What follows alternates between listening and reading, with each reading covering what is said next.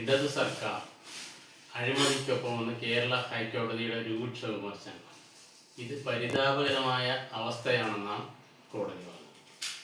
കാരണം ഇടതുപക്ഷ സർക്കാർ അഴിമതിക്കൊപ്പമാണെന്നാണ്, അത് അഴിമതിക്കാർക്കൊപ്പം ആണ് രണ്ട് ഉദ്യോഗസ്ഥന്മാരെ അഴിമതി കേസിൽ നിന്ന് വിചാരണ ചെയ്യുന്നത് തടയുന്നതിന് 3 തവണയാണ് തടഞ്ഞത്. അതുകൊണ്ടാണ് കോടതിയുടെ രൂക്ഷ വിമർശനം ഉണ്ടായത്.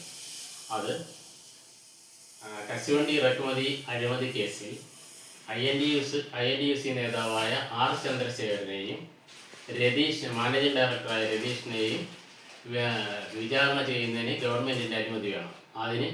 അത് 3 തവണ CBI കൊടുത്തിട്ട് പോലും 3 തവണയും കേരള ഗവൺമെൻറ് വിചാരണ തുടങ്ങാൻ അനുമതി നിഷേധിക്കുകയാണ് ചെയ്തത്. ഇത് എന്ത് പരിതാപകരമായ അവസ്ഥയാണെന്നാണ് JCI ബദറുദ്ദീൻ്റെ വാക്കാലുള്ള പരാമർശം.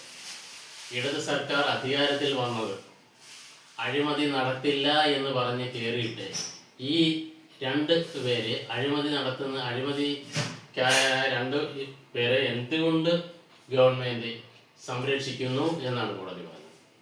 കാരണം CBI 3 പ്രാവശ്യമാണ് ഗവൺമെൻറ്റിനോട് അനുമതി ചോദിച്ചത്.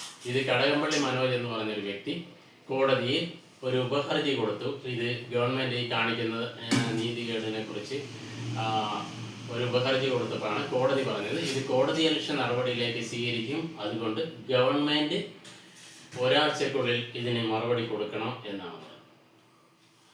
ഇനി എനിക്കിത് പറയാനുള്ളത്, നമ്മുടെ VS അച്യുതാനന്ദനായിരുന്നപ്പോൾ അഴിമതി ആര് നടത്തിയാലും അവർക്ക് തുറകളിലടയ്ക്കുന്നതിന് വേണ്ടി അക്ഷീണം പരിശ്രമിച്ച ആ പാർട്ടിയിലുള്ളവരാണ് ഇങ്ങനെ കാണിക്കുന്നതാണ് നമുക്ക് ദുഃഖകരം.